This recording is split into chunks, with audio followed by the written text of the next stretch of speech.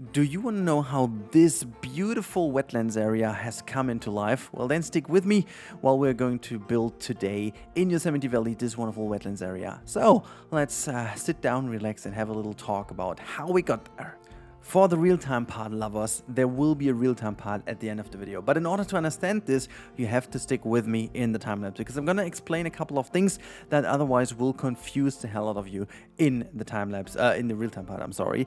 But, please stick with me, sit back, relax, and, grab yourself like a cup of tea or whatever you're going to do while watching these videos. Besides, let me know when you guys are watching these videos, because more often than not, you guys tell me very interesting kind of habits on when you're watching the videos. Now, I'm like always super interested in understanding when you guys are watching these videos. It also kind of helps me to understand how to improve my content for you guys, because loads of people have a certain habit in watching my videos, and I just want to understand, to make it even better. Anyhow, so I promised you to talk about this wetlands area. Now, there is a couple of things I have to talk about, but let me start with the first and most important one. This is not the final video, but this video has been, this area has been started now with such a level of detail in the nature that it really took a long time, and I did cut out quite a lot of things this time around, mainly to keep it very nice for you guys, but also to really focus on what I like the most. I have found a new audiobook to listen to while I'm building. That is always a big help, because the better the audiobook, the longer I build. It's pretty natural, because I just want to keep listening because I'm so interested in that, and then I can just go into the rabbit hole of building. And especially easy it becomes when you like the nature you did. So I think this is one of the most sophisticated areas when it comes to placement of foliage, rocks and stuff. I have actually dig deep into the nature of Yosemite Valley by just checking bazillions of screenshots and photos and videos. I went through Google Maps and Google Earth and Google Street View and whatnot. Found a lot of lovely photos from Yosemite Valley trails and stuff, and I tried to find some lakes and overflood areas and stuff, and I tried to really come up with the same vibe and same feeling. I needed to use a couple of different plants that not really exist in there, but since we don't really have all the plants obviously in the game, I needed to use certain similar pieces and just kind of try to match the vibe. So you will see that I'm using a lot of stones and stuff everywhere to frame certain areas, to make the transitions between the water area and the normal area very soft. I try to really make sure that we don't have any hard kind of edge from the water. So I'm trying to really merge everything using the long grass and then using the grass pieces and then slowly transitioning into short grass or sand. So it always looks super natural rather than and these kind of hard edges you have. And what it also does is it just creates a lot of different but interesting light kind of situations. And this is something to keep in mind for the real-time part. It might look a little bit different. I did put a little filter effect on, so a bit of post-processing lumetri effects here in Premiere Pro. This is mainly to sell the vibe, because as much as I love the vibrant stuff that Planet Zoo has going on, especially the shadows and stuff are a lot too soft and a lot too almost like flat, so they don't really give away the vibe. And especially in these kind of mixed lighting conditions between having a lot of shade from the trees, actually not shade because of it's dark, but shade because you've got trees and light casting and stuff, it just looks different. And the point is that you really have to ensure everything is looking somewhat nice and cozy, and and this is why I use these effects. But let's keep focusing on the other parts first. So one of the major things I needed to solve is that Yosemite Valley is like most of the photos you find when the vibe is the best is in somewhat autumn. And even though, and this is one of the things I might talk about in a minute or so, which I hope is going to be maybe in a Planet Coaster or a Planet Zoo too, even though I know it's quite a big demand, maybe one of the biggest ever. But the problem is that, you know, there is no fixed season or whatever in Planet Zoo. You can do whatever you want, and usually I stick to one season. And this Yosemite Valley build is somewhat summer focused. However, I did mix a couple of autumn-leafed plants in here and there, but this time around, this might be the most bravest area in terms of, you know, autumn vibes going on, which is really down to the fact that I wanted to make sure it gets this specific Yosemite Valley vibe that at least I get from loads of videos and screenshots and stuff, as I said. So unfortunately enough, I haven't been to Yosemite Valley in my life. I definitely do want to go there once, but maybe you guys, whoever of you has been there already, please let me know in the comments down below if I did hit the vibe, because it's always different when you do that from photos or if you really have been there, because there's always like something in experiencing it yourself that you can't achieve through photos and videos. It's just impossible. There's a certain feeling that I don't have, and so I need to really capture it as best as I can. As you can tell, I also try to use the natural barrier from, you know, having the, you know, the lower area of the half dome. Really something I try to come up with is a lot of ground foliage and ground, you know, cluttering that really helps to make sure everything is somewhat selling the story and somewhat looking realistic. It's pretty hard to achieve because you have so many open spaces in this spot over here, because these you know, trails don't really hide too much, and you have a lot of open stuff to cover. And I just try to come up with various ideas, and this is one of the ideas. I saw a couple of nice photos in which we had you will see that in the real-time part even better than now, but whenever there's water flowing and you've got like sediments to the side and the water is going in and out, and you know, it's kind of carving into the stone so that you have like almost like a C-shape barrier to the water, and it's not like as flat as we have it over here, and there's not like this nice transition. And I wanted to have some areas in which we do have like a hard transition in which the animals can't really go softly into the water, but then again I wanted to keep that little ramp in the middle to also have a little guidance for the animals later on. And especially this part over here looks pretty sick. I think it's really looking super decent. And then when you also use the foliage tool to your advantage, and also the different types of terrain paint, it just really looks fantastic. Yeah, as I said, I'm really happy with how it turned out. I just tried to use a lot of pieces here and there, make it a cohesive and nice looking area. I even went in, as you can see over here, and put some soil on the stone, making it look like as if there is some soil inside of the stone, as if the stone is also carved into a little from some flooding times, but maybe this is just every kind of, I don't know, 4 years or so. And then you have these things up here, but whatever, it's really something I am super happy with. And you can see I went so much forward with all the things. I obviously use these as kind of blueprints later on throughout the build, so to make sure it's not also looking too repetitive, I always kind of altered the way. Just besides, the one thing I wanted to talk about a couple of minutes ago is that I wish we would have full-on seasons in this game. I mean, imagine we could have the same. I mean, we do have the elm tree, for example, the oak tree, the birch tree, like all these trees we have in different variants. We have them as dead trees, but not all of them, but most of them as dead trees, like winter, for example. We have them as summer, which could also go into spring, to be honest. And we have them as autumn-leafed trees. So we do have all three variants. Now, just imagine the game would just replace these trees. You can just have like a little toggle, and then the game would just replace the model that definitely does exist as soon as the season is reached in the game.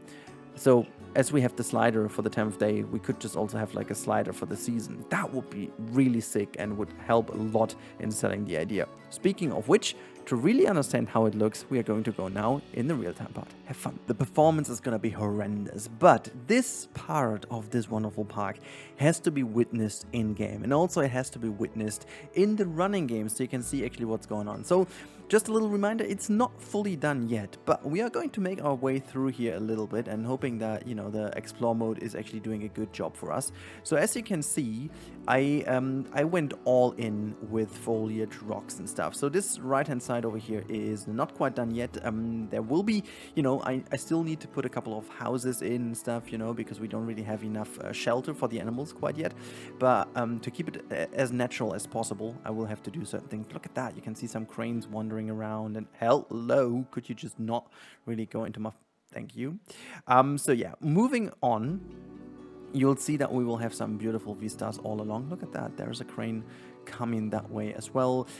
Obviously, at this point, they can actually, technically, they could escape. Practically, they can't because, you know, this is the sandbox mode in which they don't. But, you know, just looking at this over here, look at, I mean, just look at that. Just look at all the...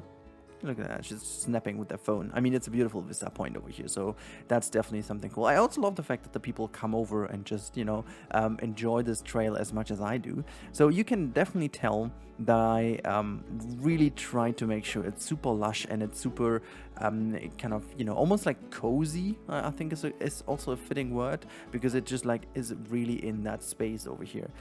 We also have these little kind of...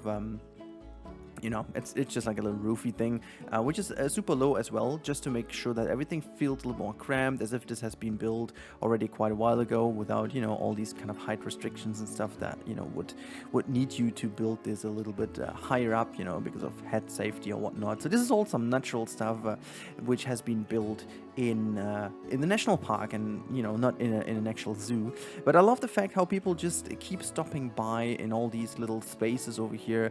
I mean, you can see, I really don't know if I should keep the mist effect though. I thought it was a good idea to have the mist effect, but I think it's not really the best thing to do. Maybe I'm gonna deactivate that. You can also comment down below, obviously, if you see something. But now this is where it starts to look good. I really try to keep that time of the day where the sun is just like falling in here, and you will see that from some other points now when you look into this direction. There are some really wonderful views over here. As I said, I still need to figure out what I'll do with this part over here, because I want to make sure that you can't really look too much into the rest of the zoo, because the idea is that you are somewhat in the trail yourself and, you know, don't really see anything else. In fact, actually, you know what, guys, we're just going to get rid of this mist effect. I'll be back with you. All right, we are back and the mist effect is gone, but also I changed the time of day slightly because we're coming now at my favorite spot. Excuse me? What are you doing over there? This doesn't really look comfortable. It surely doesn't. But you're dancing quite nicely though. Is that like something I should learn for TikTok maybe? Okay, see you later. But now what I wanted to say is, look at that now. This is I think this is mostly what I wanted to achieve with this. Let's just go a little bit further into the position this is actually built for. Let me just go over here to this tree. And then we keep on standing over here and look at that. I just it's just still giving me vibes. What is this? But yeah, look at just how the sun is falling through here, all the water effects, and you can see the trail in the background. I really do love how this all is working out over here. So as we go on, we could now go to the right hand side, which is gonna bring us back into the restaurant area, or we're gonna take the left hand side, which we're actually going to do to show you even more of this area, and I can also show you how the lighting affects this area. But this is another wonderful spot over here, like when the sun is just like a little bit touching this area. As you can tell over here, look at this. Boy, this is so beautiful. I really love it. Look at all the cranes wandering around, and somewhere over here there has to be all so the Nile statue is also somewhere in here, but this is the idea, that you don't see them all the time. And all these cobblestones over here, even though they make it look brilliant, they are also part of the problem why they walk that weirdly. But I think as soon as they're wading in the water, it's all good and it's all fine, and it just makes a lot of sense. But I think overall this really has the potential to become my favorite part of Yosemite Valley in a way, like one of the most favorite parts, because it just has such a cool vibe. And I also did a lot of research, as I told you guys in the Speedbuild, with all the stuff over here. Honestly, I also wanted to quickly show you how the lighting affects the vibe over here. So we are really early on in the morning. You can tell Like as soon as we hit like 9h45, you have the first light coming in, which already is kind of cool. And if you go further, you can see the sun is moving around. The midday is also looking pretty nice. Like 12 around is really nice. But as soon as you go to like the afternoon, I think it's like 2 o'clock is like the last time of day you can actually have in here, which looks quite decent. I think I like the morning times a lot, and I like it kind of around midday. This is somewhat my favorite time. Let's keep it midday for the moment, because you can also look in the back and there's all very nice sunlight. But the thing is, you know, because of all the trees and stuff, you have a lot more shade than usually, and I would need to have my my kind of Ansel or magic working. I will do so in one of the later kind of walkthroughs, which I'm going to do with Cheat Engine as well. But yeah, as you can see, there's an statue over there. Yeah, just like overall, I think it's looking pretty cool. Also with the trees and all the leaves and stuff in between. I really wanted it to be lush, and so I think I did achieve quite that. And yeah, just in general, look at that. Like standing over here, look at how cool that looks with all the boulders and stuff there. And just really with the water effect, with all the reflections and stuff. Yeah, I'm a big fan of it. I think you guys can tell. I was a little bit more brave than usually with all the, autumn kind of leafed plants, because I think this just really pays off in this area. But yeah, just like going through this little gazebo over here, you can see there is another little open spot in the background, which I'm gonna keep. This is gonna be like the most open little, almost like lake kind of thing. But there were a couple of photos I found from Yosemite Valley which really looked like that. So this is gonna be looking quite different. Once it's done. Look at that, the wild water buffalo is actually escaping. See you later, mate. Okay, have a good one. See you.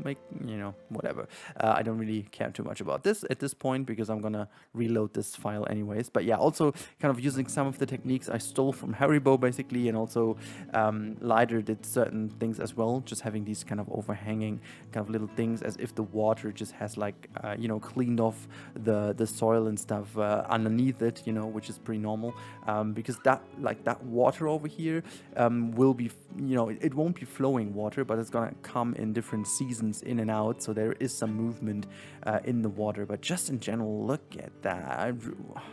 Yeah, it's looking so cool, especially with the animals in. It's just starting to look super cool. And what also looks pretty decent, just gonna, we're gonna take the time and I'm gonna show you. The time lapse will be relatively short anyway, so I'm gonna do this real quick. I'm just gonna, speed up the process until it's starting to rain, because that also looks kind of cool in the rain.